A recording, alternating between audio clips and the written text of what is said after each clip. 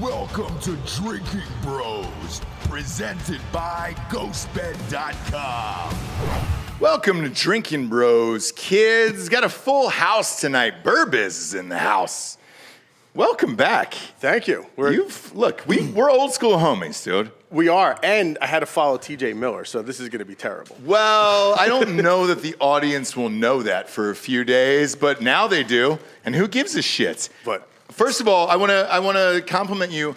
You're one of our favorite guests because you always bring us the best fucking gifts. Yeah, like this. A lot of people don't know that. Yes, Right. this was the man who gave us the signed O.J. Simpson helmets right there. That is one of my favorites of all time.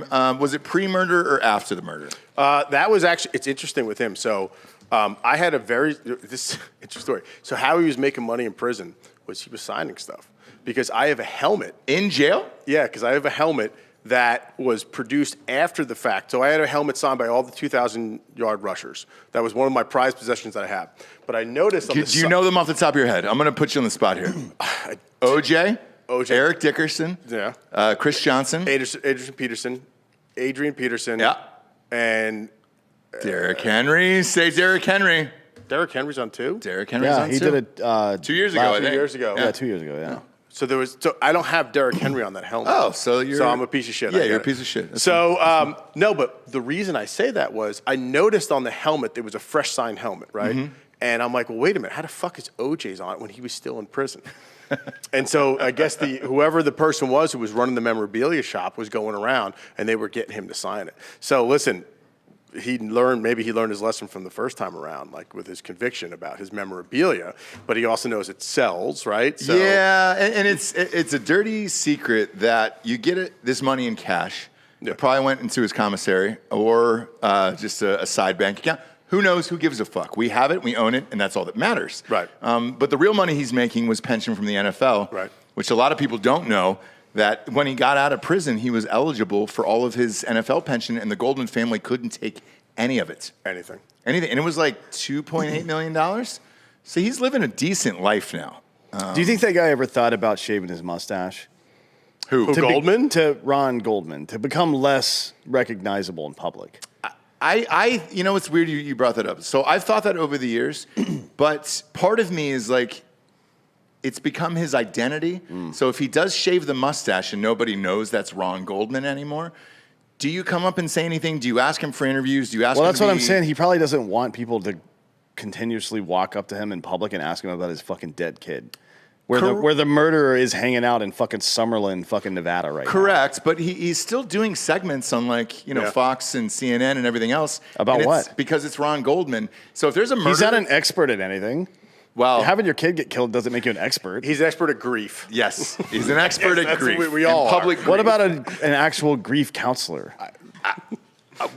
None of us disagree with you. Do they just bring him on the every... loss of like his daughter just forced him to move into this reality where it's a fact of life that he has to constantly deal with because other people are interested. Like having someone Maybe. that walks Well, around with them asking about one specific thing in their life. Like sometimes the daughter has a can't get podcast. away from it. She has a podcast, yeah.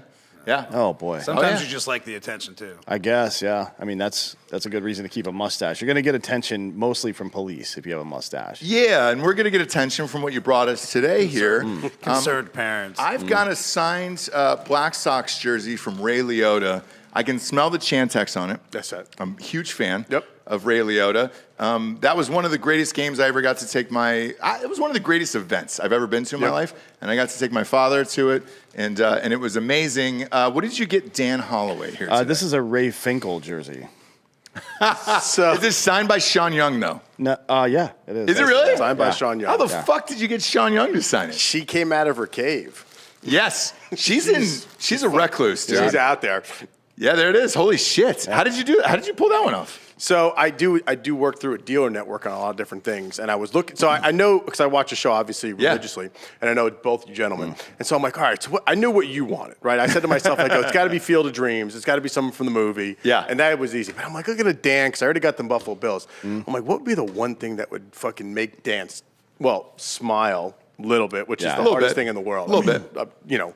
It's like literally launching a fucking space shuttle if I can get him to smile. You need a micrometer to measure it. Yeah, it's amazing. I mean, I got it to. So I said, what would be funny? But then we talked about it. I'm like, well, what about the original, literally, transgender sports model. Yeah. With regards to in the movies. And if we look at it, I mean, if you think about, I just, to bring in that conversation, could it even be filmed today the way they did Ace Ventura, Pet Detective? No, because if you remember, after they made out, it was a huge like gross out scene where everybody started wiping their tongues and everything else. Like you could never get away. Oh yeah. You could never get away with that. Right? Yes. Then he had to shower and burn his clothes.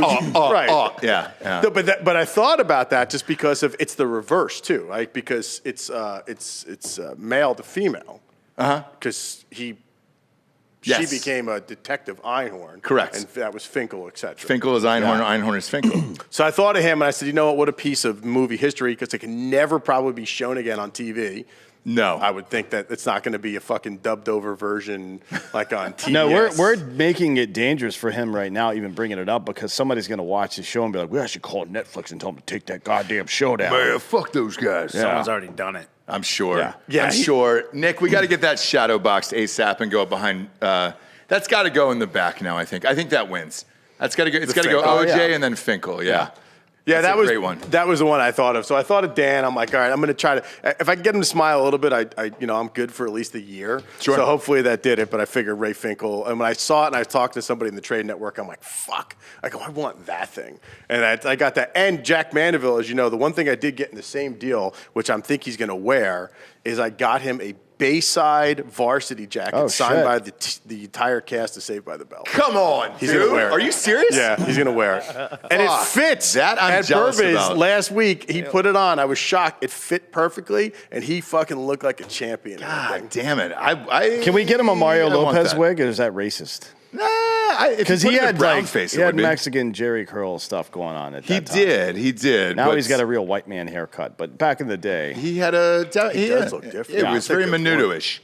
he's aging in reverse. He's never aged. Mario yes. Lopez is aging That's in true. reverse. He's Correct. eating 2-3 babies a day at least. Yeah, same with me. I feel like I'm just going back in time like Cher. It's crazy. Yeah, if it was Benjamin Button, you'd be going back in time.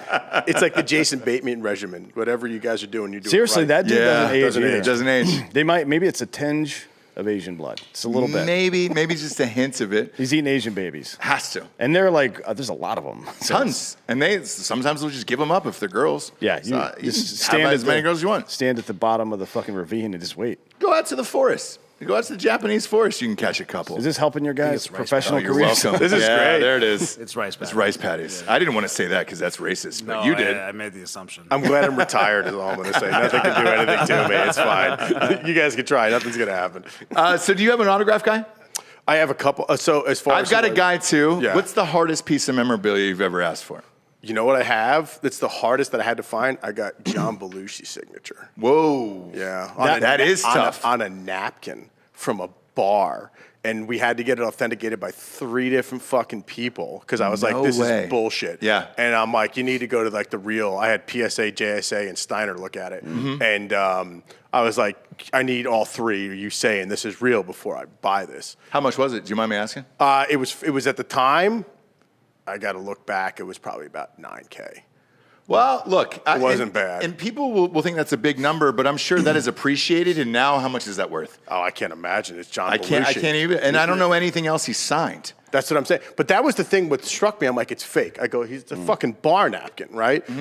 And they're But like, if he would have signed anything, it would be either some kind of fucking legal document, right. like Yes. like out processing from jail, Yeah. or a napkin in a bar, right? Yeah. Like what else would he have signed? And that was the story. It was in New York. It was after Saturday. That's what they told me, at least. But the story that was told to me was, yes, this individual, it was a woman in New York. It was a bar that was closed to Saturday Night Live after they tape, and he would go in there I guess they would go into this bar. There was a cast party on Saturday nights. Maybe that's where it Yep. was. And Yeah. and again, I would assume that Same time bar. was crazy. Yeah, it's the same bar, yeah. So can you imagine who's in that bar? Dan Aykroyd. Everybody. Fucking Eddie Murphy, everybody. And yeah, so I was like, all right, so the story sounded real, but I'm like, is it real? So I didn't want one. I needed 3 authentications because I'm like, this is a lot of money. but it's also John Belushi. And then they did it nice. I have a nice frame of it. But yeah, it was a bar napkin, and that's probably was the hardest thing I could ever get my hands on, was as far as the John Belushi, because I'm like, where you can get that? I have other things that are pretty cool, like huge cast sign things that I love, but like that to me is the shining star in my collection. Yeah, so for Dan and I, we do a bunch of giveaways for Drinkin Bros supporters all the time. And just sometimes random games like Super Bowl or National Championship or whatever it is. Like this bracket that's coming up this weekend, the Final Four is a signed Bill Walton UCLA jersey. Oh, very nice. Because we're huge fans of Bill Walton. Yeah. And we're going to soak the jersey in acid, too, before we send it out. Yeah, that way you can trip You on can it. lick it like a lot of it. Or just wear it and sweat, either way. It'll That's true. soak Those in. are- that's a good point. It'll soak in your skin. Transdermal. But we pride ourselves on kind of finding like the best memorabilia, and we have a guy. So for Dan's league this year in fantasy football, it was a signed Apocalypse Now script by Martin Sheen. Oh, that's good. And I made a call for that, and I was like, hey, do you have this? The other hard get was there was a guy, Alec. Remember Alec, who was working for us back in Wilmington? Yeah, that soccer player. He asked It was, the German soccer goalie, like the German national team Correct. soccer goalie, who's one of the best in the world. He asked for a jersey signed by this German national soccer goal, and I was like, "Yo, dude, I'll make the call or whatever." Right? So I called my guy. and he Manuel goes- Neuer. Oh, that's what it is. Yes. Yeah, Neuer, how do you say his fucking name? So I called my guy and I go, "Can you get this?" And he goes, "Yeah, give me about 24 hours and I'll let you know." And he's always very blunt. It's either a yes or a no, right? And so he calls me back and he goes, "Yeah, I got it." And I was like, "All right, great, send it." It was a bonus for him for Christmas, and so he sent it. And I opened up the package and it's stained with grass and dirt and everything else on Oh, it. it's game used. So that's the thing. I called him and I was like, "Yo, dude, that changes everything. this jersey's all fucked up." And he goes, No. He wore it during a game, and all the cards were with it, those COA cards and all that other stuff. And I go, "Oh, shit." And he goes, "It's worth more if it's game use." You know this world better than I do. Significant. It is? Yeah. Okay. It's significant. If that's a game-used jersey and it's authenticated, Yeah. the value is astronomical. And here's the weird thing. It stunk. oh, yeah. Like, it was a real game-used jersey, Yeah. and it fucking stunk. So I was just like, all right, cool, man. But the one I couldn't get, the end-all, be-all was when Matt and I had signed the book deal for his book. We went to New York, and I go, what's one thing that you've always wanted signed by somebody ever, and I'll get that for you. And he goes, man, he plays guitar, and he goes, my favorite guitarist is Stevie Ray Vaughan. I was like, awesome, no problem. It was a fucking problem. It's a fucking problem. So I called my guy, and he goes, look, man, he was honest. And he goes, I don't even need to look. No, he goes, I'm curious. Stevie Ray Vaughan used to get super fucked up, and he would never sign anything because he was too fucked up and he didn't want a signature on something. So you really had to get it. And he goes, I could only find like one guitar, and it was $19,000. That's about right, yeah. And so I was like, well, I love Matt, but not $19,000. Johnny Cash is kind of rough to get to. I think it's like 10 or 15K for a guitar. Is it really? Yeah, he's going to be up there. Yeah. Okay. Yeah, but Stevie Ray Vaughan was the toughest. That was the toughest ask I had to get. I think the coolest one I ever got I got it as a Christmas gift for my dad was they were huge Christmas Vacation fans. So I got a signed Griswold jersey, Blackhawks jersey from That's good. That's a good one. Chevy Chase. Yeah. And so that's hanging up at his place, and I was amped about that one. So that's the thing, too, like with memorabilia. Everybody, just this, whether or not from Drinkin Bros perspective, if you're going to buy something, it's got to have the top 3, actually 4. Radke's good. So JSA, PSA, Steiner, Radke.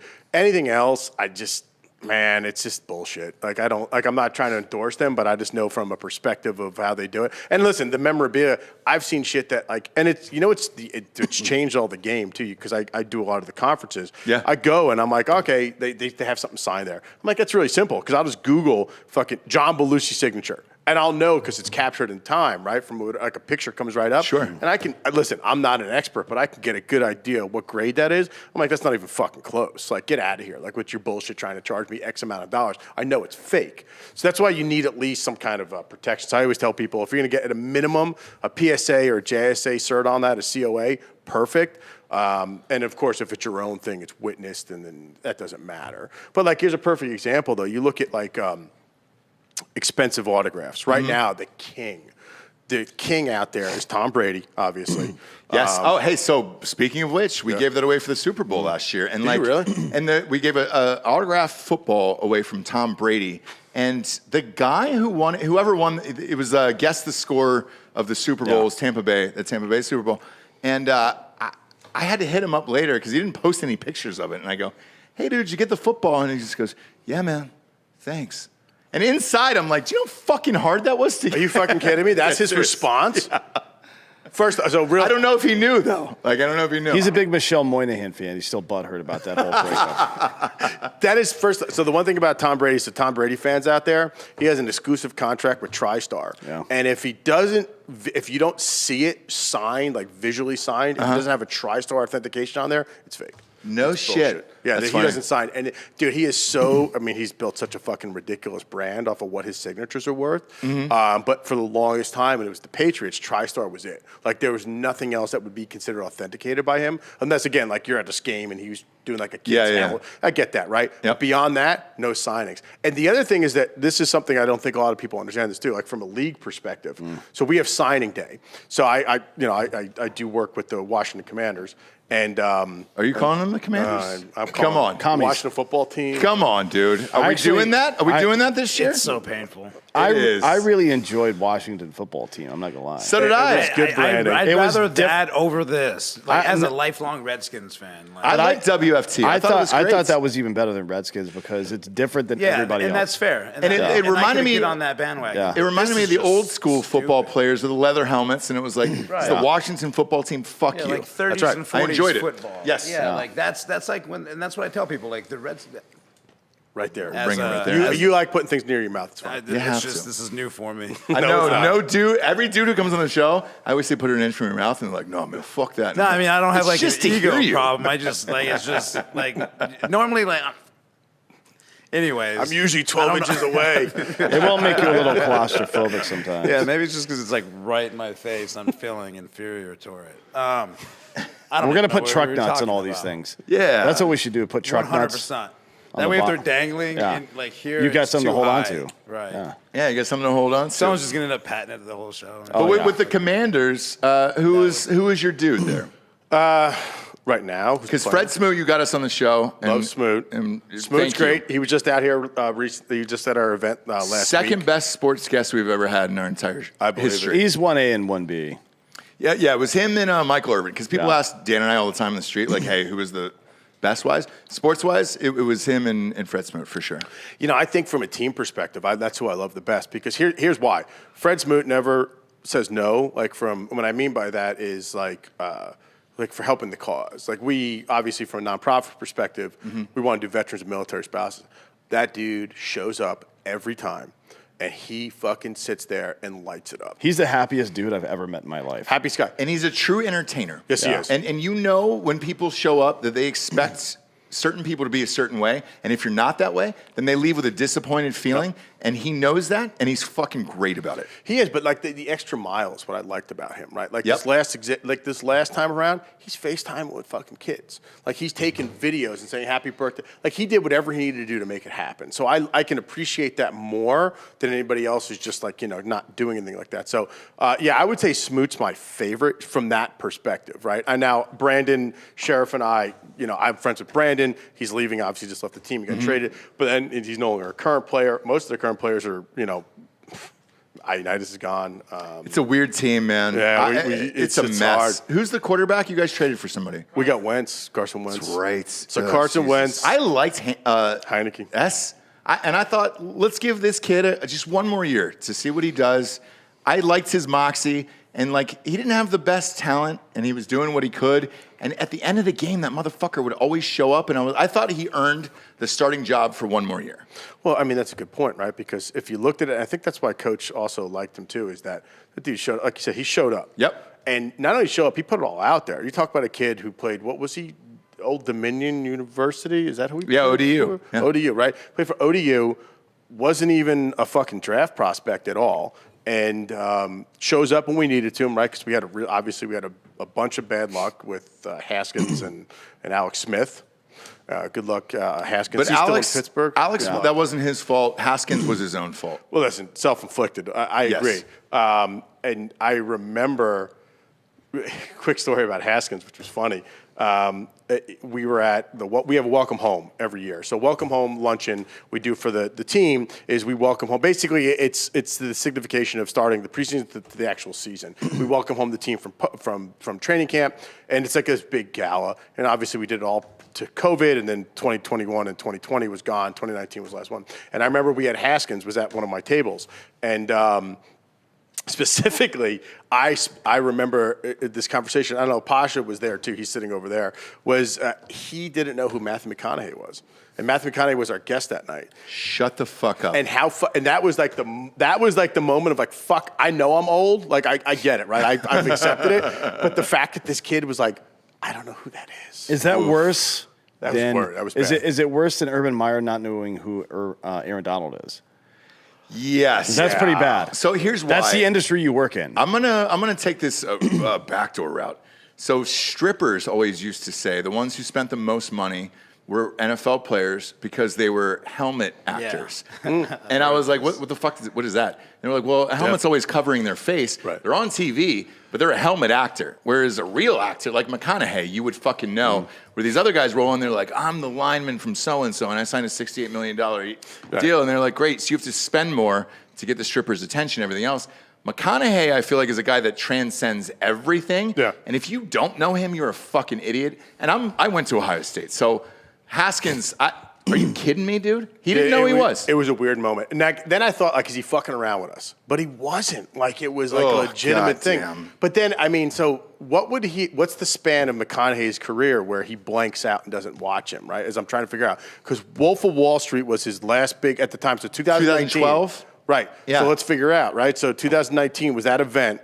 What was his last big thing? True Detective was 2015, I think. Right. True Detective. But here's the Wolf of Wall Street lasted forever. On Ohio State's campus in particular, Dazed and Confused is still passed around over and over and over again. Like, it's a college movie that you watch in college because you're in college, and it's like, oh, hey, here's Dazed and Confused. If you don't know who fucking Matthew McConaughey is, that's a little crazy to me. But then again, so is Haskins' career. Like, I was a fan of his at Ohio State, and I had heard through the grapevine because when he was acting like an asshole, draft night was the first one. You saw it. When the Giants said no. He charged people to go to a bowling alley to watch him get drafted. Yeah, but not only that, it's the video, right? Yes. It's the video of him looking through his phone, and he's like, nah. Like, dude, I don't care who you are. You fucking care that you went from 8 to 15, 7 to 15? Or whatever he went to in the drop in the draft, he went from 7 to 15. That's a big deal. $12 million difference. That's right. So when you're in that world, right, and you're just kind of aloof, I was like, shit, maybe that's not the same guy we thought he was at Ohio State. And then he gets drafted by his hometown team. And then he goes back to his old fucking homies who are just like, yo, dude, you made a gajillion dollars. You made it. Let's fuck, you know. And then it went downhill from there real fast. Oh, yeah. I think the best thing that happened to him was that he at least got out of there. Maybe he's got a shot in Pittsburgh, but I don't know, dude. What do you think? I mean, I think Pittsburgh, he didn't do. I mean, last He's year. got skills, but they're in a rebuild now. Yeah. And even when they had the opportunity to play him, it was last year, right? Last They had year. that whole thing in that ridiculous overtime game. Yep. They had the opportunity to play him. And I think who'd they play? That fucking kid. It wasn't even like, they didn't even consider putting him in. Yeah, Bob, who is that guy? It was a third string guy that I've never heard of. ridiculous. Yes, Yeah. Dick something or For who? But that's, For you guys the remember Washington that. Hold on, I'll tell you. Commanders. Dude, the Washington third, football I don't know, team. third fucking string dudes. I know, but that's how odd it was. Where Yeah. like they skipped over Haskins and they're like, no, the guy behind you, come on in the game, Yeah. and you were just like, oh, you're fucking done here. Like It you're all was done. insane. Yeah. Like, it was just like, let's get the kicker to throw a fucking ball instead. exactly like what it was. I mean, it's the same level of fucking competency. I mean, I didn't understand what they did, but it shows you how bad it had to have been that they're going to be like, you know what? Nah, fuck let's you. fucking I'll get Logan Thomas. I'll get a tight end. I'll get somebody out there who could throw a ball because most likely they played both ways on the line somewhere in college, and they're better than you. That's bad. Is it Kyle Allen? Yeah, Kyle Allen, Allen. that's it. Yeah, holy shit.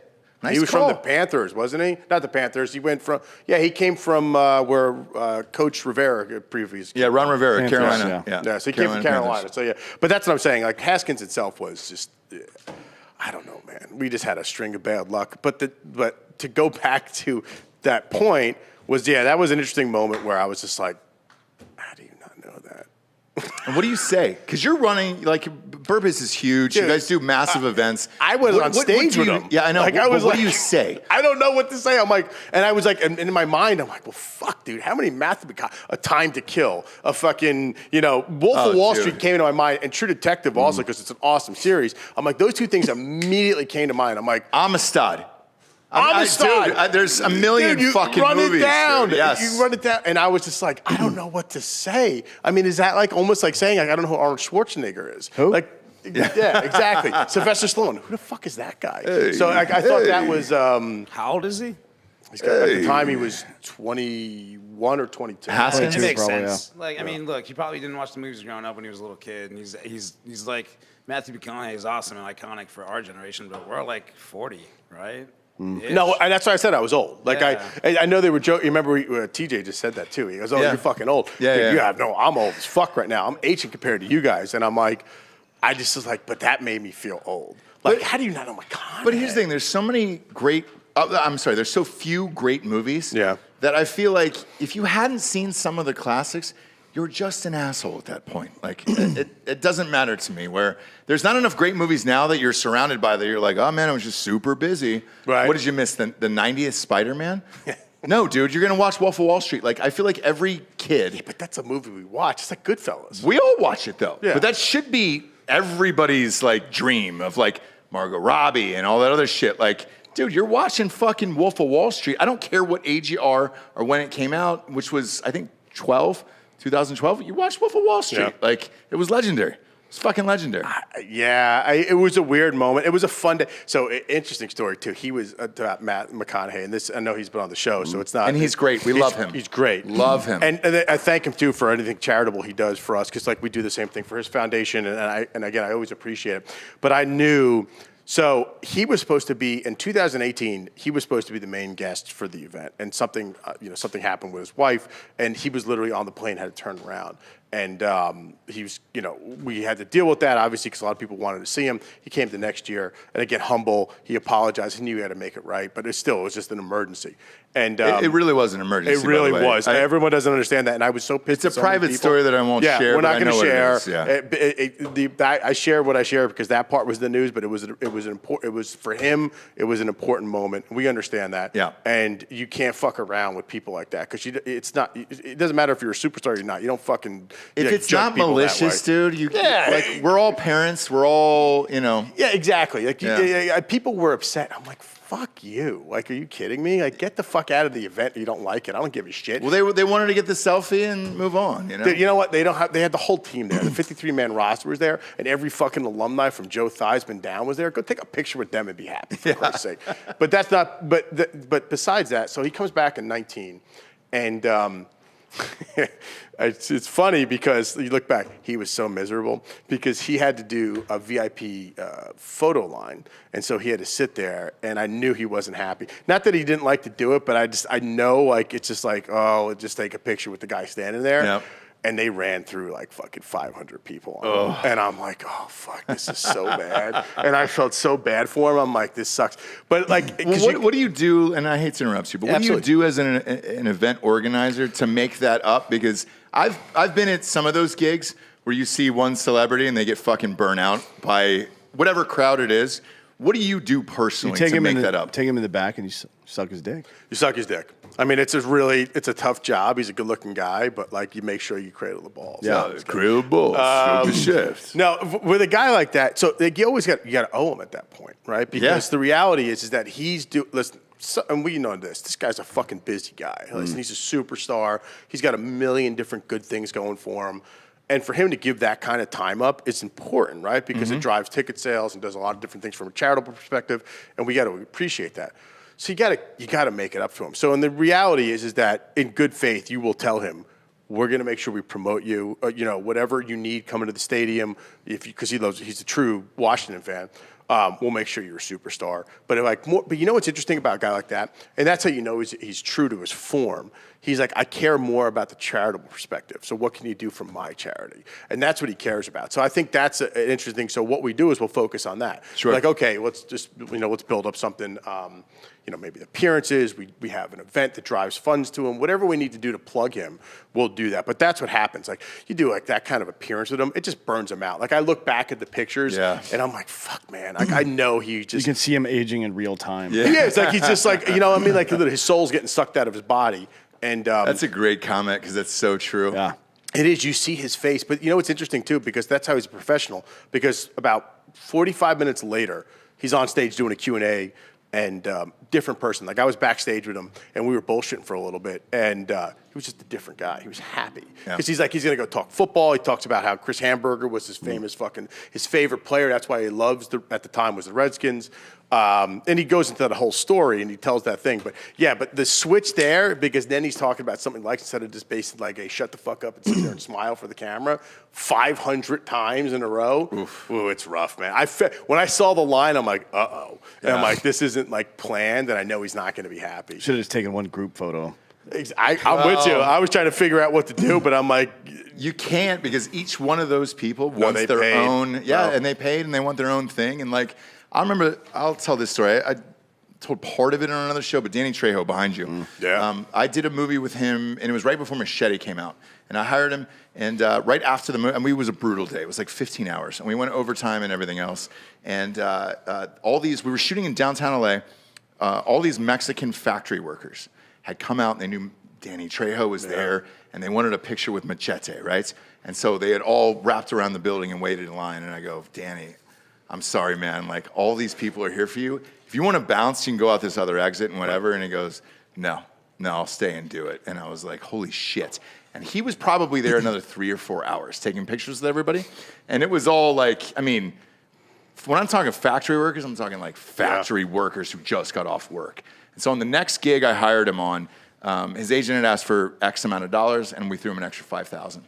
She was nice. Like, it was a female who was his agent, and she was like, why did you do this? And I go, I told her the story, and she goes, that's just Danny, though.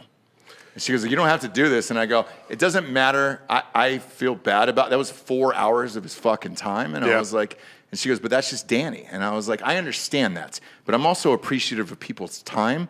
And like the fact that he did it with a smile on his face for same thing, 400 or 500 fucking people for a selfie.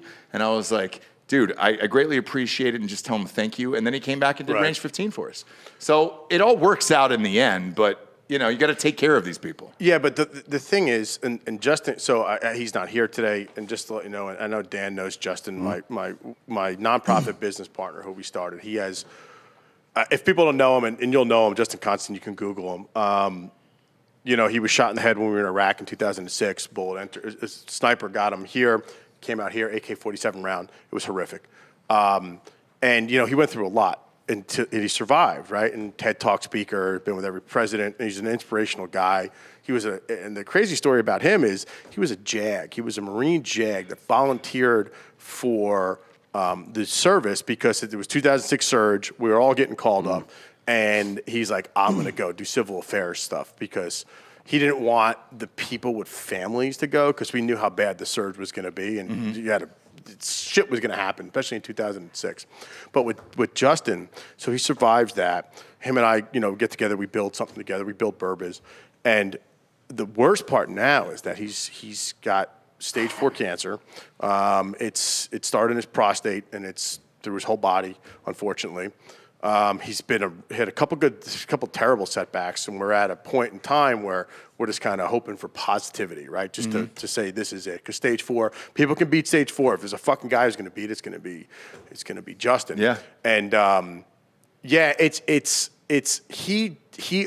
used to speak at our Commanders events, the Redskin events, anything you want to talk about. One of the things he said, which I thought was good, because you just brought up about standing there with 500 people, he would tell the players, he'd say, listen, you understand that it's 1 to 5 seconds for this person to stand with you, for you. But for that person, it's a fucking lifetime. And he would say, you have to understand your impact. He goes, you're a superstar now. You get all this money, you get all this stuff, and I'm not discounting that. He goes, but you got to understand that that's a lifetime for those people. They got that picture and they got those things. And I get what he goes, you got to remember what your impact is. He goes, you have a responsibility. Now, you may not like it, but you take the good with the bad. Yeah. And so he was articulate, and he always was eloquent with the way he said it. But a guy like that would always remind them to humble the fuck out of him and say, no. You need to understand that this kid is making, he's making $600 every, first and the 15th of the month. He's an E2, and we're talking about the military. Right. He goes, live in the barracks and whatever. But that picture is going to mean the fucking world to that kid. And he goes, you got to understand that. And he goes, you may fucking suck, but you're going to go home tonight, and you're going to go home to your fucking beauty queen wife, your fucking $4 million home, and you're going to have the best time. This kid's going to go back to the barracks and have that picture to look at. Or it creates a dream for them of the future of who they aspire to be. Because that one person gave you 5, 10 seconds of their time. Maybe you got to ask one question, and maybe that answer changed your life. That's right. And I think about that all the time. Yeah. And it's not often the people you think of. For me, I remember one of the first celebrities I met in college was Henry Winkler. Oh, wow. Yeah. The Fonz. The Fonz, yeah. The Fonz. But you have an image of him as the Fonz, and you're like, oh, well, he's not going to come and chat with us and do it. And he came over and chatted, and I got to ask him about acting and everything else at Ohio State, and I was like, holy shit. And he was not the Fonz at all. He was the dorkiest, coolest, nicest guy in the world who just had a fucking, 20-minute conversation for free after the speech that he gave. And it was I've never had him on the show, but that speech meant the world to me, and that led to somebody else and somebody else and somebody else. So you don't know what's going to spark that thing for that individual at that time in their life, and you have to treat it as such, or you're a fucking asshole. Yeah, like the guy who blew up the Oklahoma City Federal Building. Timothy McVeigh. McVeigh. He was a huge fan of Ted Kaczynski. Yeah. Right? Read every book. Yeah. And had copies of it on him whenever. By the way, if you read the manifesto, it's actually pretty prolific. Well, it just goes to show that you never know when you're going. I think Tupac, in fact, said it. He's not going to be the man that changes the world, but he's going to be the man that sparks the mind. And that goes back to the Timothy thing. And this will be our last episode, dude. So he had some good points. He had some good points. Wait a minute, but let's talk about Tim McVeigh. Have anybody seen the documentary called Oklahoma City? Yeah, it was where good. McVeigh was at. People don't realize he was in Waco. Yeah. He was at there selling bumper stickers. Koresh? Yes. Yeah. He was supporting Koresh. He was at there's video of him being interviewed. He was watching it from the watching it happen, and that was what pushed him to that level. And he watched the ATF burn that building down with women and children inside. There was 198. They have video. You're kidding. No, he had video of him interviewing him. No, that's what prompted him to go back. That's what he had went. just gotten out of the National Guard or something. See what I'm saying? You keep your feet on the ground, you keep reaching for the stars, and you'll do it. Well, the odd thing was Ruby. Dream to achieve, dude. David Koresh spoke to him, this motherfucker. He should have gave him if they did selfies, you could have got a selfie with David Koresh. Could you imagine how much that would be worth? If it was signed? If it was signed? I want that signature. Bro, I want a burned napkin from fucking David Koresh signed, soaked in gasoline and kids' tears. It's got to be authenticated. Yeah. It's got to be authenticated. I don't know what they could base on it against. Everything was just going a little too smoothly for me, and I didn't like it. So fuck off. Thank you. That's one of the hardest I've ever laughed on this show. Yeah, but if you watch the documentary, Ruby Ridge sent him to Waco, which is a bizarre thing. And I knew none of this, by the way. It was Ruby Ridge, Waco, Oklahoma City Federal Building. That's and that's what it was. But when you saw him on that videotape in that documentary, it's it weird. fucking blew my mind because just like you, I was like, what the fuck is this? Like, this can't be real. Yeah. And he was selling bumper stickers. And back then he was selling merch essentially about fighting the war against the oppressive government essentially. That's where he got. Imagine how pissed he would be now. He was upset about fucking Gulf War One. Yeah. If he saw the Iraq War and Afghanistan War, man, he'd be really mad. We'd be 3/4 of the way through Fight Club. Right?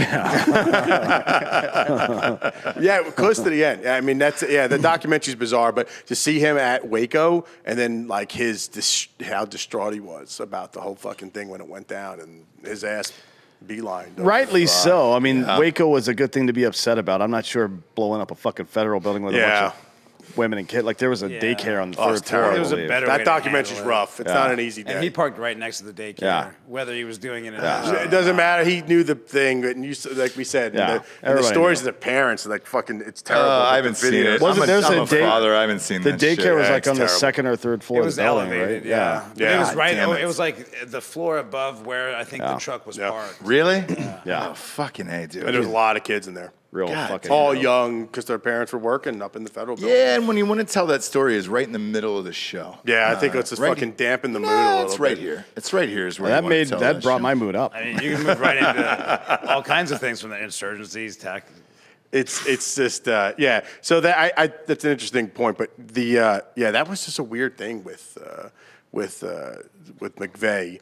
That to see him there in that point in time, but to circle back to what we were talking about, which like Justin said, the reality was that they had and that's why Danny Trejo, I think he understands that too, because his story is fucking ridiculous. Guy served in San Quentin, he was in Pelican Bay, he was in all these different places, and he's a madman. I know you guys shot that movie with him, but I mean, I think, and he didn't come on really till late in life, right? Let's be honest. He's a Sam Jackson kind of guy. Yeah, right. Like when was he started? He was Heat. late in life. Heat. Yeah, so, 95 is Heat. Yeah. Yeah, I did a few. I hired him for a few movies. He was always great, and then he came on the show to promote his book, which became a bestseller. And his life is fucking insane because there was one moment where he was about to go away for life, and a warden changed his life, and then he got Heat, which is still the greatest movie of all time. It popped It's up. definitely the greatest movie in L.A. Like it's definitely the greatest in my opinion. bank robbing. Well, wait. Yeah. So let me ask you guys, military-wise, It's a great shootout. I was That's where we're gonna go. just gonna say. Yeah. So it was on maybe 2 weeks ago, and I caught it. Wife was sleeping in the other room, and I was like, "Man, is that shootout scene as good as I remember?" And it just came on like fucking IFC or whatever, and it was just at that moment. I was like, "Fuck you, it's on, dude! Cracked a seltzer, let's rock." They got the sounds right of the fucking shooting, and that's the first most realistic like shots in a movie that I'd ever heard. Yeah. And it was just so fucking ruthless for like 15 minutes. To me, that's the greatest shootout in movie history, unless you guys can name something better. I mean, at the time, probably. I'm sure there's stuff better now because the tech is better. But I think of the first 15 minutes of Saving Private Ryan. Yeah, that's pretty good. But that was 3 years later. Right. So the guy who did the Steadicam work on Heat is the showrunner for SEAL Team. And that's one of the reasons. No shit. Aside from all the fucking actual SEALs and Delta operators they have on that show, that's one of the reasons it looks so good. Right? It's because people that know what that is supposed to look like are actually doing the job. Yeah. Yeah, so it'd be hard to argue with that from a film perspective, though. I mean, there's been good gunfights, like Black Hawk Down gunfights are fucking obviously realistic because fucking Hoot and some of the John and some of the dudes that were actually there that day and Kyle were actually working on the film, right? Yep. So they knew the whole. Those are hard to compete with, right? There aren't a whole lot of people who can consult on what a gunfight in LA would look like. Yeah, that's what I'm saying. You know like what I mean? you just it's named different. You named a couple examples. Yeah. But that's in the last like 22 years, and we still don't have anything that's really topped those. Right. Which is amazing to me. I wasn't thrilled that Dennis Haysbert got clipped in like the first 10 seconds. God damn it, me neither, dude. What the fuck was that? Dude, when I watched that again, I was But they like, had to take the getaway car out of the picture, so he had to die. and Haysbert wasn't famous at that time, so and neither was Trejo. No, he wasn't snake docked yet. Yeah, so Trejo like, was nobody at that And then point. the weird thing is, because I ended up watching the rest of it, like I was locked in at that point, right? Right. When Val Kilmer got shot and they took him to the fucking dentist to patch him up. It's fucking Ari. Jeremy Piven. Who's completely bald. Yeah. And then you see him, you're like, oh, that was before Entourage, and now you magically have he a looked full like head of Steve hair. Carell on the first season of The Office. Yeah. But that was like the weird thing with Piven, Elon though. Musk Like before the worst thing about Piven, I think, was how the fuck was he cast for PCU? I don't know. He's like 45 years old. Yeah, in the movie, he's supposed to be 28 in that But movie. you did that back in the day, though. All those 80s movies, if you look back at those 80s movies, like Revenge of the Nerds, all those guys were like 40 years old. Ogre? He looked like he was like fucking Social Security fucking drawn. He looked like he was fucking 90 years old. And you was were like, terrible. all right, cool. Who gives a shit? It's true. But him specifically, though, he seemed old in that movie.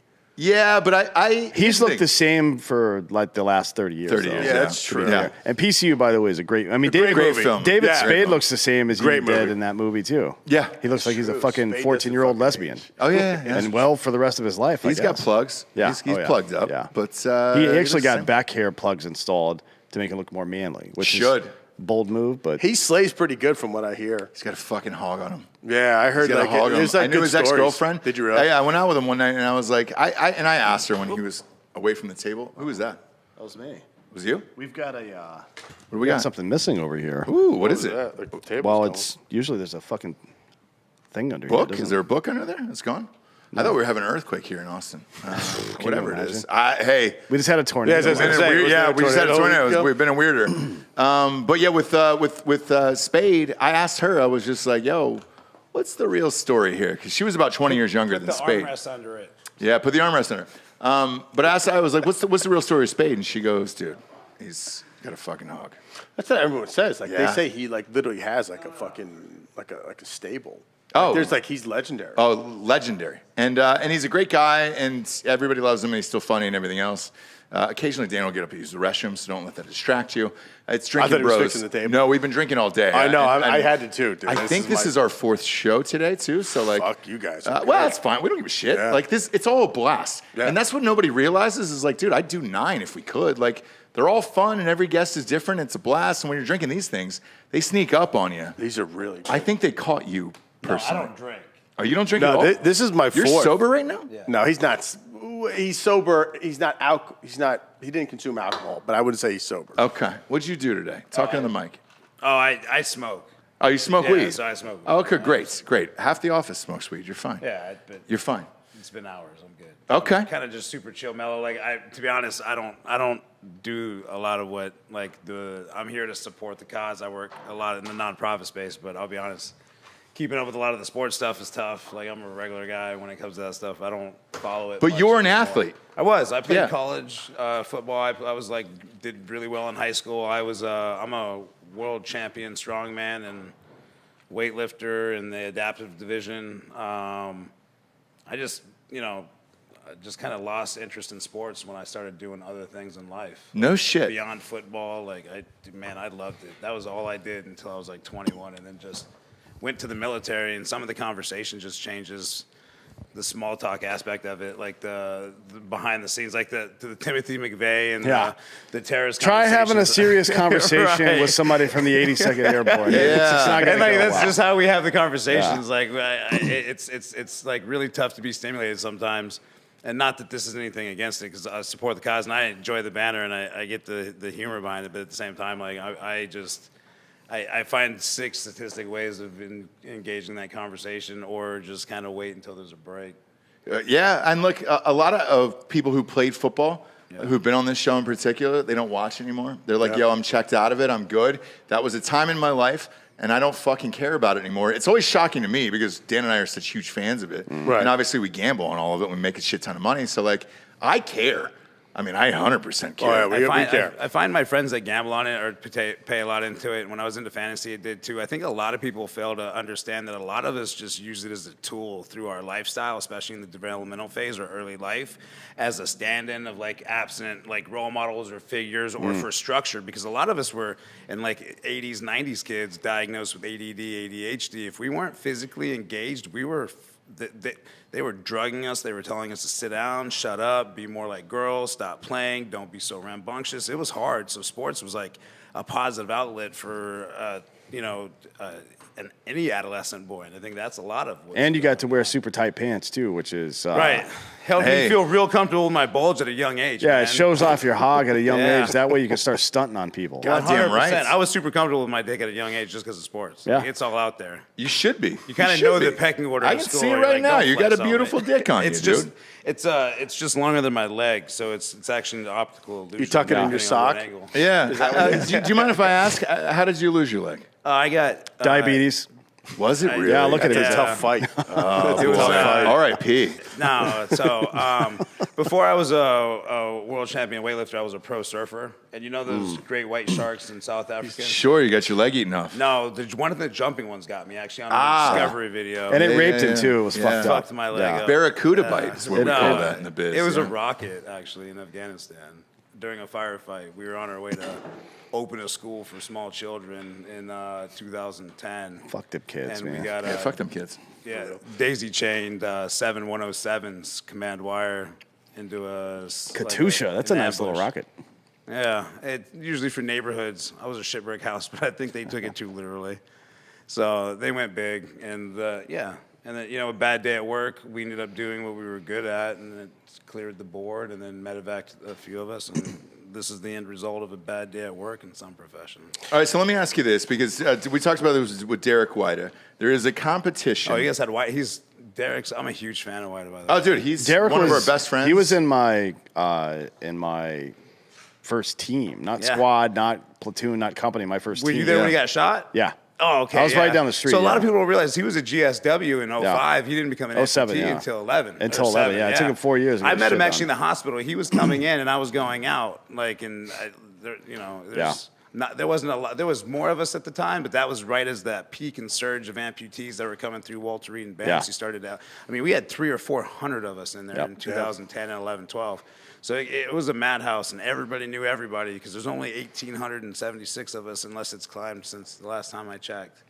Yeah, but with Wida, he said there's a competition of below the knee and above the knee amputees. Wida's, so BKs are below the knee amputees. They typically lose 5 to 10% of their mobility, mostly in the ankle pivoting and rotating. Mm-hmm. The minute you hit that knee, like Wida's a knee disarticulate. Yeah, so it went side to side through his knees. So but he has his full femur. Yeah. And I don't know if they tucked his patella or not, but typically they do. Yeah. Those guys usually start at like a 60% mobility loss, and then every inch up your femur you go, you lose more. I'm 3 centimeters from a hip disartic, which is a complete removal of the femur. So I've lost like 95-ish, 100% of local. So what you're saying is you're better than Derek. I'm higher on the pecking order of cripples, yes. Yeah. It's like if it's Jimmy and Timmy from South Park, he's the one in the wheelchair. Right. Sorry, Derek, that's the way it is, dude. Them's the rules. Well, it sucks because we're both from the same unit. We both have the same injury. We both have the same name. Wait, what Derek decided to move. I was in second of the 508th. You were 4th Brigade? Yeah, I was 4th back in the day. Is that still a thing? It's now. I think it's in 2nd. Is it 325 or some shit now? It's changed. They kept the same number. Well, it was 325 before. And then they expanded to 4 brigades, and then they brought it back down. Yeah, but now they got rid of the 4th Brigade, but kept all the battalions. Well, they were already there. 3325 was there before. Okay, they moved because we came from Italy. Because remember when they were doing all the reassignments, our battalion. It was all that stupid. What do you call it? BCT, modular. Yeah, BCT. The modular to move. Yeah, that was so stupid. Like, why the fuck does an infantry brigade need like a whole company of cav dudes? There was a general somewhere that had a good idea that needed a star, and he needed an OER bullet on his form, and that's what he said. Hey, we need to move a modular system so we can plug and play the asshole. What it really was is that the cav guys were like the kid on the team who never gets to play. But the rules of the game are that everybody gets to play at least 3 innings. Right, so they had to move that battalion into our fucking brigade. So they would at least get to see something. You know they have an EIB for the cab now? Yeah, it's terrible. What? It's the SIB. It's the soldier infantry. No, soldier expert badge. That's an SEB. So we have so I'm making. But they've already got spurs. What? No. This is for all. This is for everybody. Any pogue that can complete. Soldier task. There's soldier tasks. Basic soldier. It's like like cutting the fucking grass? That's what most people do. A part of the assessment may or may not be walking on the grass. That's mostly what we did. That's exactly. We were infantry. We still mostly mowed the lawn. You'll get a bayonet with no wreath. Yeah, I spent exactly 4 so months it's a CAB with no wreath? Yeah. Oh, shit, that's gay as fuck. That's what I'm saying. They're getting carried away with it. They went fucking hard and trying to design They're going next level. Of all the places, everything. You wouldn't expect a participation trophy. No, that's like the king of it. But you do that at basic training. Let's be honest. Whatever the fuck they call it now. Use the military for social change. Like if they're doing it on one end, they have to do it on the other end. Like these kids are the kids that grew up on participation trophies. They want a ribbon just for showing up. These guys aren't even deploying, so they feel insecure. They feel insecure, just like we did before we popped off. They get a fucking badge. I remember I got out in late 2010. I came back in like 2013 to do some stuff with Jared and shit. Yeah. And I'm just walking around the base. I'm like, there's all these E5s and 6s with no combat patch. I'm like, terrible. Bro, go now. Nobody even has combat patches. That's weird. No, it's even worse. So I live in. I mean, they can't control that. I'm not. I'm not downing them for it. That's a problem. But I'm looking at the policy change, and it doesn't correlate with the mission of the military, and I don't understand. Yeah, but here's the deal, though. I'm always I have to be at the Pentagon. We haven't talked about it yet, but you were an officer in the Navy. I hate when you say that. He does it on That's purpose. 2 insults in one It's sentence. the most insulting thing in the world. Technically, neither one of them are insults, but officer and Navy. And then, if there's like a level of gay, you just hit it's both like fucking super things. gay. Yeah. It's super. That's Clay Aiken gay over there. Yeah. It is. If you're going to be a seaman, you might as well fucking drink the cup, right? Yeah. So, I hate when he says that. But anyway, but I love him for it. So, no, but what I'm saying is, if you see it, though, that was the one thing about the Pentagon, which was interesting. Like, you go to lunch or even walk around the Pentagon, I'd be shocked at guys that have 20 years and no combat badge. Well, It's that- impossible. that How was the a- fuck did you We do used to that? get That mad was- at my guys for that. Like Yeah, 2010, 12, 13. Like I woke up from a coma and met a sergeant major without a combat patch, and the first thing I asked him is, "What have you been doing for the last 13 years, Yeah, no bro?" shit. Like it's confusing. What was his response? Nothing. He's like, "Hey, we all don't pick our jobs." I was like, "Yeah, but you can bullshit. pick if There's you no go on- fucking way. You can pick on if you go on Dude, he had rotation." 20 years of a Yeah. fucking window. Give me a break. No, and look, Like the British royal family chooses jobs where they go to combat. Like helicopter pilots, you go to the Falkland Islands, or Right. say what you want about Harry, but he fucking chose to be a JTAC his first fucking deployment. Like he actually went and did some shit Yeah. before they pulled him out. And he was in Afghanistan, and he had Like, you can babysitters, you- but they, yeah, they yeah. but Nah, he still did his he part. He walked his walk. Yeah. You didn't They- fucking not. you, do you that. don't necessarily choose, like if you're a JAG officer, you probably, like, I guess Justin's a different guy, but Yeah. typically speaking, you're not going to see a lot of combat. But yeah, You can still deploy. You don't have to. I'm not saying go pick up a rifle and go to the front. I'm saying go to a fob. do something. But that was like during the first couple years of the wars. Most of the field grade officers had never seen combat either, except for the couple from the 82nd Now that's Airborne. the dirty little secret, though. Is most of those battalion commanders and fullbirds had never led a platoon or Ever, a yeah, company not in combat, yeah. So Point. there were maybe 15 or 20 dudes left from Gulf War I, other the people that didn't go either into Ranger or Special Operations community, like 15 or 20 that had now made their way up the ranks, and they were dispersed, usually in the 82nd and a couple other places, but most dudes, especially the field grade officers, had no combat experience through the first, 4 years of the war, until those fucking first lieutenants got promoted to fucking I don't even think we major. have generals that were like PLs in the beginning of Afghanistan yet. Maybe fullbirds. They got to be hitting Franks, it now. Franks was in Mike, your Gulf group- War I. No, but I'm talking about that were platoon leaders in Afghanistan that are now Oh, no. becoming generals. Yeah. Yeah, because I'm saying it's been I think 20 years. my year group is about to be is like almost a lieutenant colonel. So Right. like, there's probably guys that are in the fullbird rank. Yeah. Are they making stars? I mean, yet? dudes that deployed first as company commanders in 2002 Are should be generals right. now? They should be getting there, right? Okay. Like I've got plenty of buddies. Like my company commander in 07 is full bird colonel now. Right. So what I'm saying is, once those guys start getting into decision-making levels like 3s and 4 stars, I think there'll be a major shift in policy in the military. Maybe I don't know. Everybody's such a fucking pussy these Nah, days. I mean, look, I understand that there's a grooming process for guys to get there, but I also think the guys aren't getting, we're also the group of guys that, really hated Garrison shit. And that's what a lot of is fucked up in the military. If anything shows us, though, we're a bunch. I mean, listen, we see it, right? How bad it is. We're not Russia. That's all I'm going to say. Yeah, not Russia. And look, let me ask you this, embarrassed. since you brought it up. Do you agree with the media or what they're saying right now that Russia is giving up and they're pulling troops out? No, is that true or that's false? I don't retarded. think so. No. And if they are, it's because they've already they've had some other plan where it's more effective. Something we don't know about. They did exactly what they wanted only to. thing that They really- occupy Donetsk and fucking Luhansk right now, which are two of the major fucking natural gas resources That's on what they Earth. wanted. And that's what they wanted, and to keep Crimea and to scare Ukraine off. Well, they NATO. really wanted to cut They did that whole everything they coast. wanted to do. They wanted to cut that Yeah. with Mariupol. They wanted Yep. to cut that coast off. I don't think they'll get Mariupol. But here's what I'm worried about, and this is what people forget: is we need Russia and Israel needs Russia right now Yeah. because Germany needs Russia too. Seriously, I mean beyond resources. I'm talking about diplomacy because. For some reason, this administration's hell-bent on a deal with Iran. We're about to lift all of these sanctions, and I guarantee they're making deals in the back saying, you're bringing up, this has happened, this is like Obama did. It's going too far. Yeah. It's the same. I mean, it's the same thing Bush did with fucking Saddam Hussein, to be honest.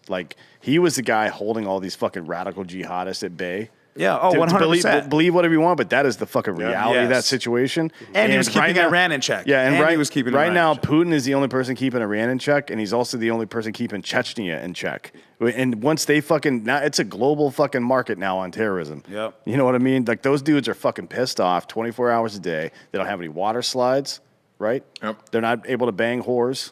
without fucking suffering some kind of consequence for it. That's a shitty life. Yeah. Right? And then you add fucking religious fundamentalism to that, it's going to go Well, wrong. we just let China buy the entire country of Russia for pennies on the dollar. We Canada let them buy most of their own country. So 100%. Like 80% of the lithium in Canada belongs to fucking China. China now. Yeah. Well, China's do you understand how fucked up that is? China's playing Age of Empires. They're collecting resources and trade routes. Like everybody else is playing global fucking monopoly. I don't know. Global checkers.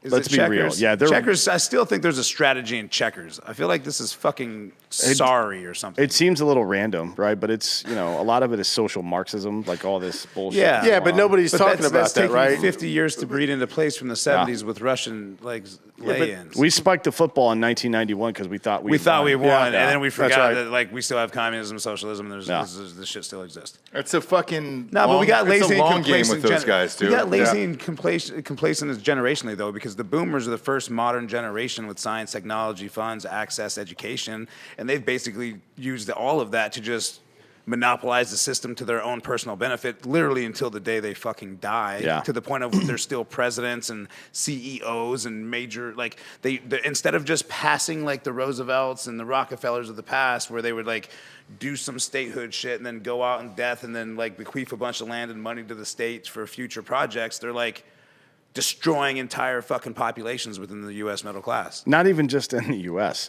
Since the 1970s, or actually since the 1960s, we've been destroying South America as well. Oh, wow, 100%. Right? and now through the 90s, and the 2000s, the Middle East, we've destabilized the entire world. And like, what kills me is why don't we just take everything, like Monroe Doctrine, Manifest Destiny, why don't we just take and just control our hemisphere? Yeah. You know what? I'll trade Cuba for whatever the fuck the communists want in that hemisphere. I'm a huge fan of occupying space. Like, I don't think we can turn our back on Japan or the Israelis. I like the Australians and the Brits. We have a lot in common with them. I think if aliens showed up, they'd be our friends. That being said, like, Korea and Japan are really the only two countries in Southeast Asia that we have obligations to. Obligations. Cambodia is a good country too. There's a couple, but yeah, it's limited. How about we just give them a choice? Instead of the NATO or UN, why don't we just create a League of Democracies where they have to adopt the U.S. Constitution and implement it in their country? It's never going to happen. No, I mean that's never going to happen. No, I mean that seriously. Why not? The pipe dream. I mean, if anything, we're starting a grooming process for countries to adopt statehood and be introduced into the United States as it's an own state. But they usually fail though. No, but why would they? But why would they? And why do we make that assumption? Why don't we give them the opportunity? Like we've seen it time and time again. For some reason, it works here. It doesn't work anywhere else. I want to get no other. That could be a personality thing, but we're not setting people up for success. We're not even giving the opportunity to take the Constitution. It doesn't even work here. Like the U.S. Constitution was designed. Corporatism doesn't work. Yeah, here. the U.S. Constitution was designed to be like a fucking franchise situation. You take these ideals, you implement them over here. That's exactly what I'm trying to do. We'll pay for the bigger part. Yes. But it's an opt-in. It's not like a fucking imperialist thing. But you can take that idea and expand it on so look. Like we always talk and dog this out, modernization isn't of the document itself, it's of how we're implementing the document around the world. And that's what Americans need to start understanding is like, we can give them the document and say, hey, follow this as written, and in exchange, here's a treaty. We will protect you while you're in the early stages of U.S.-type democracy. You follow these steps. We have the guideline. Here's a constitution with 26, 27 already rules that we've already kind of learned from our mistakes. Adopt what you can and don't want, but it has to be based on this premise. We sign a treaty with them, and every country that adopts the Constitution as their form of government and follows the guidelines to our standards, we have a fair trade agreement with. What happens when Taiwan does it? Good. I don't fucking care. Well, then we got to go to war with China. No, but here's the thing: if Taiwan, but we have an obligation to the world to promote democracy, American-style democracy around the world. That's why we fought in Korea. That's why we fought in all these countries of the past, whether it was the War of 1812 or whether it was the Civil. All of these wars were in the foundation and defense of our principles that we are responsible for exporting to other countries to adopt and have their pathway. If we know the Constitution's the path, as an individual and as a population, why are we not doing more to promote it? Why are we, in fact, promoting populations within the United States that are subverting it? We should be going to countries and be like, this is the path, follow this, we'll offer you economic and military protections. I don't care if it's Taiwan, I don't care if it's fucking Nairobi, I don't care who it is. If they're willing to do this and get on board and sacrifice the way Americans are and pick up that torch, Who fucking cares? But you're asking people to believe in a culture and an idea that they isn't only theirs. that they only stopped doing in the last people come to this country every day millions at a time. We and understand adopt it as that. their own. We understand if that. they're but- willing to do that but as a you farm. guys have been in the Middle East where it's like, Yeah. dude, it's religious ideals that are not going to change for thousands and thousands of years. You guys are typical Americans thinking on 200 timelines. How long has China been a country, and how long have they been developing a culture? 6,000 years. Look how fucked up it is. But look how successful they are. Yeah, but So we have the authoritarianism is always listen. successful. If we have the answer though. for the Chinese people, we prove it on a 6,000-year timeline. Not But also, we're assholes for 250,000. thinking we have answers for the entire I'm not world. saying I'm not saying they have to accept it. I'm saying if they willingly, as a people, accept the path and choose, then this is what we provide for them in exchange. If they don't do it, fuck them. I don't care what they do. If they want to destroy their people populations, like that's their choice. The people have to make a choice. But aren't they making a choice now? Passively. I mean, I They feel can't like make a choice. Okay, so here's the deal. Let's turn it on Americans and look internally. If we know we're not safer, if we know they're wasting our money, if we know the government's inefficient, if we know they're pushing a bullshit agenda, if we know they're lying to us, if we know they're manipulating media, education, and our food supply chains, your family's not safer. Why are we not revolting? Are we fucking pussies too then? Because you're asking why they don't, and they're in the exact The same answer situation. is yes. And okay, so then maybe we're just I think is actually going on. Yeah. okay, so then what you're saying is we're just not Americans.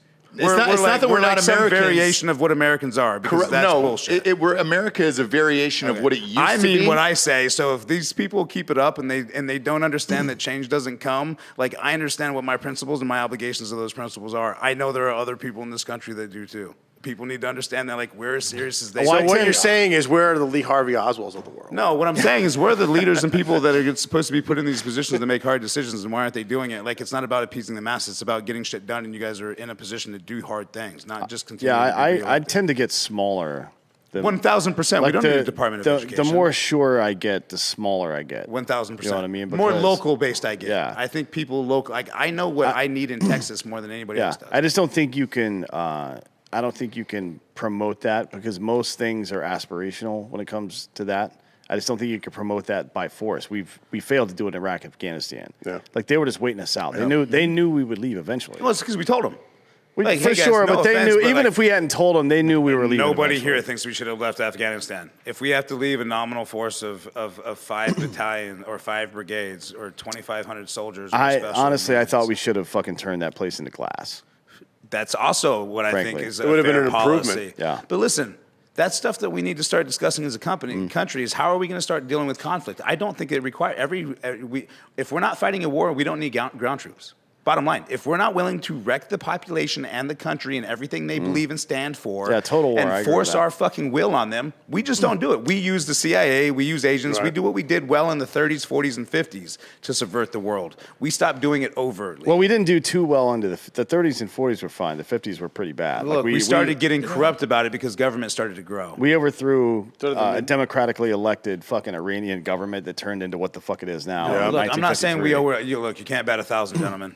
But at the same We've time, batted zero. We can do better What at foreign policy decision over the last 70 years has America made? Remember, I started in the 30s, 40s, and ended in the 50s. We did pretty well there, yeah. Okay. That was the downfall. The 50s, as soon as the OSS became the CIA, that was it for this country. Yep. We haven't made a good decision since. Kennedy knew that, though. Well, that's why his brains are all over the fucking. Yeah, that's why you can't locate his brain to this very day. Pretty sure. Either way, you can smoke weed out of his skull, though. I think if you go to the fucking the Kennedy Library in Boston, they'll let you. You give them 5, they'll let you smoke out of the skull. That's fine. And that's the first state where weed was legal too. Or a dime if you give him a dime. Is Kennedy on the dime? No. FDR? Lincoln's on the dime, right? No, he's on the penny. Lincoln's on the penny. Kennedy's on the 50-cent piece. There it is. 50-cent piece, dude. You can smoke which right nobody out of the uses, by the way. Although I thought they should have put the fucking gunshot wound in the 50-cent piece. I tip all the at least on the back of it, on the back of the coin. It should have been like kind of 3D. How fucking funny! That would be great. But I still tip valets with the old 50-cent piece high in the air. They love it. Do you talk like a fucking 1950s gangster while you're doing it? Keep it up close, huh? Keep it up close. I'll be back in a second. Having dinner with a lady. You get it.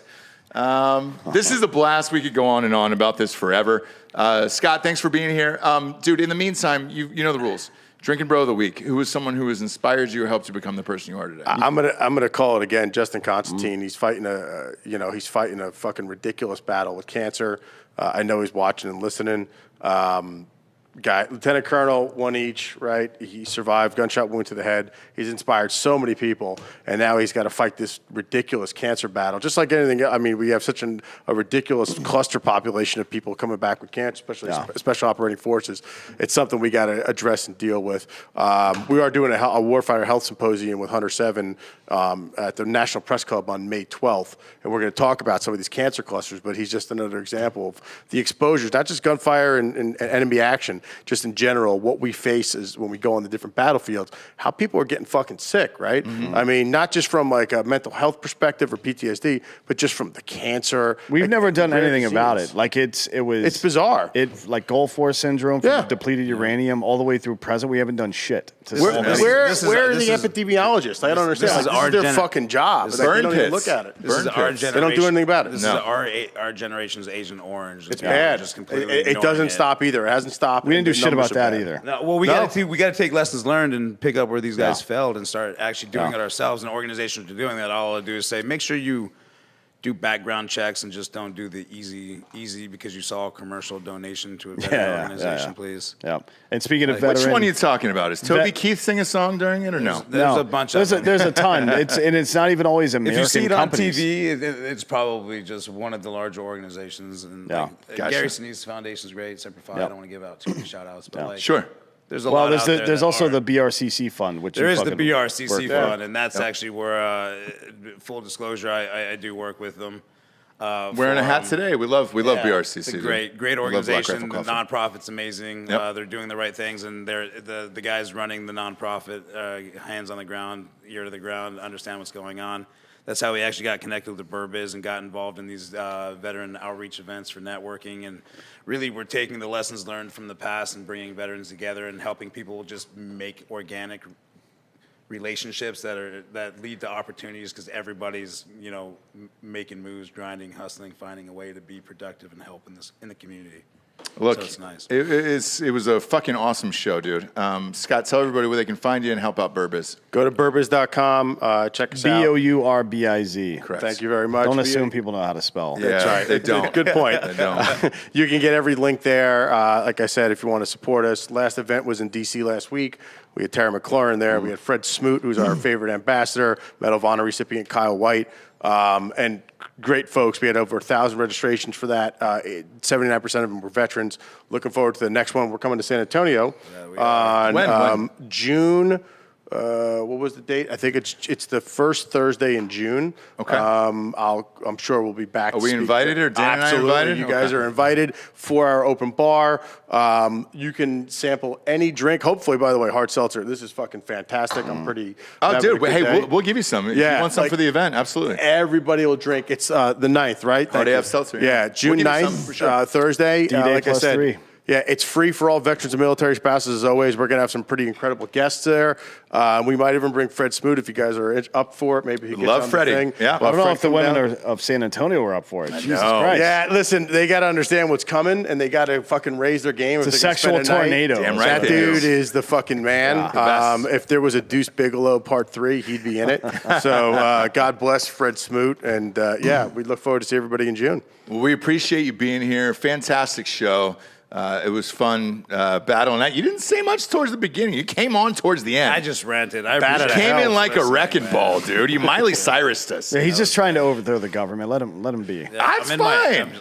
It's fine. My moment. I appreciate you listening. Where were you January 6th? I'm kidding. I know exactly where we were. In Pelosi's office. Wearing a fucking helmet. Totally fine. Stole the podium. We'd all still be in jail. No shit. For D'Anthony Holloway, I'm Ross Patterson. This is the Drinkin' Bros podcast. Good night, everyone.